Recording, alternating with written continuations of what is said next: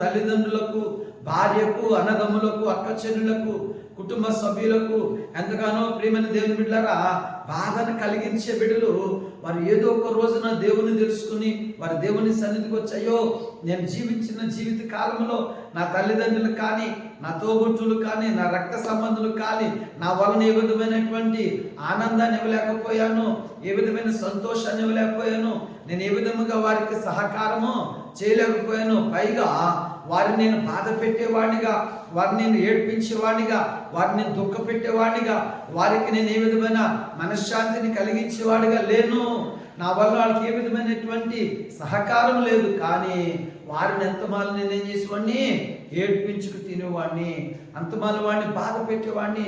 నేను ఇంటిలోకి వస్తున్నప్పుడు నా తల్లిదండ్రులు, నా అన్నదమ్ములు, నా అక్క చెల్లెళ్ళు ఇడు చస్తే బాగుండును, ఇటువంటి మనిషి బ్రతికుండి మాకు తలవంపులు తెచ్చేవాడుగా ఉన్నాడు, కానీ మమ్మల్ని తలెత్తుకుని తిరిగేవాడు ఏమాత్రమును లేడు. వీడు ఈ బ్రతుకు బ్రతికేదానికన్నా చచ్చిపోతే బాగుండుకోను, మేము మనశ్శాంతిగా ఉందుము అనేటటువంటి తల్లిదండ్రులు కానీ, అక్కచెల్లులు కానీ, అన్నదమ్ములు కానీ ఆ వ్యక్తిని బట్టి ప్రియమైన దేవుని బిడ్డలారా విసుక్కుపోని మనుషులు లేనటువంటి వారెవరు కూడా లేరు.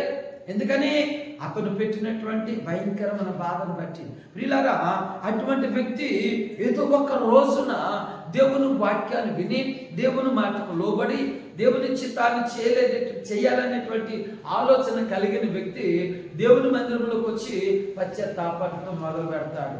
ఎలా పశ్చాత్తాపడతాడంటే దేవుని బిడ్డలారా ఏడవటం మొదలు పెడతాడు. ఎలా ఏడుస్తాడంట, అయ్యో నేను పాపిని, అయ్యో నేను అన్యాయస్తుడను, అయ్యో నేను అక్రమస్తుడను, అయ్యో నేను నా తల్లిదండ్రులకు ఏ విధమైన శాంతి నెమ్మదిని కలుగజేసిన వాడు మాత్రము కాదు అంటే తన